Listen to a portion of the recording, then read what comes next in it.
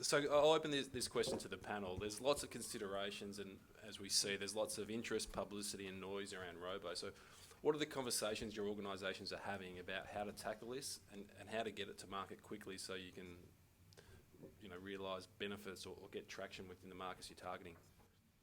I can kick off there. Andrew Godfrey, welcome everybody. A key discussion actually for us is the term robo.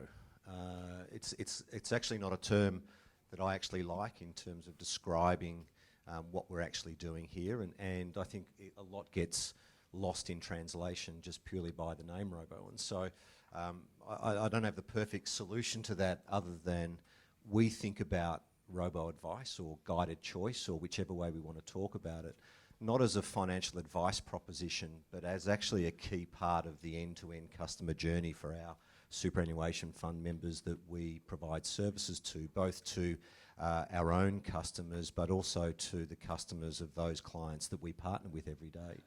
And so it's a really important distinction that having it as part of that experience, as part of every process, as part of all the customer journeys that we put in place, rather than thinking about it as a separate advice proposition.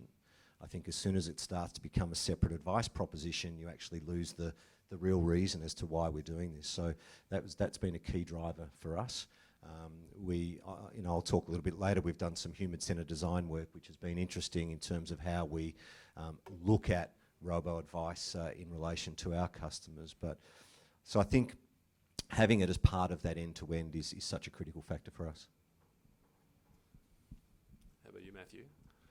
Matthew Helbin, Q Super High.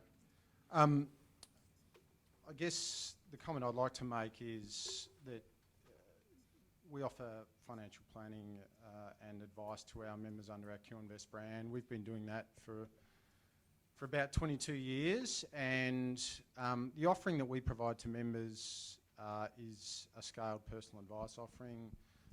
It scales from $55 for sort of single issue Q Super fund related advice all the way up to $2,800 for a relationship kind of service that we offer. And within those price points, we offer around about 30 to 40 different advice topics. So for us, we were looking at a solution that could scale quickly, and we could replicate the distribution of those advice topics to our members in a scaled way. So from our perspective, the decimal solution allowed us to pick off those advice topics and offer those through alternative channels or alternative to human or face-to-face channels and get scale. So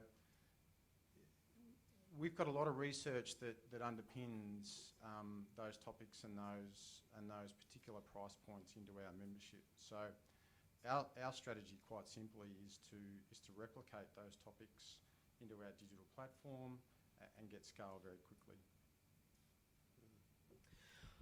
Ours is probably slightly different because we have a lot smaller number of members, which means that we are seeing well over 20% of our members each year.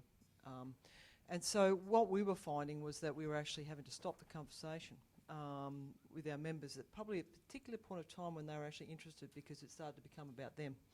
And we all know that personal advice needs to have all of the disclaimers and the whatever you have. And you now actually have to bring the advisor in. And so from our point of view, it was also another way to connect with our members and to actually utilise this out in the road as well. And I think that's a critical piece that we're working on with Desmal, is to be able to put that under our arms and take it out with us. And as part of our relationships that we have with our members. So we see it not only as the online advice piece, that it actually helps to educate and really encourage members to think very early about their advice and about how useful advice can be, all the way through to the conversations that my team are having while they're out in the field. And I think that's a critical piece, and it's what you were saying, Andrew. And this is end to end, and this is not about telling the members to go to the website. It's about using the digital solutions to build a better and a stronger relationship. And I think that's a critical piece that I think a lot of the conversations aren't recognising.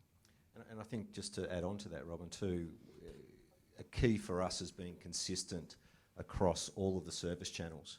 So whether it is phone-based advice, which we have a large financial advisory phone-based team, whether it's workplace advisors who are out at the workplace, whether it is to our strategic face-to-face advisors, having a consistent platform, leveraging the same data that is fully integrated, creates that consistent experience which enables people to jump on and jump off depending upon what experience they want and what advisory needs they Nothing need. worse than one of your team telling you 50,000 and someone else saying 60. Right.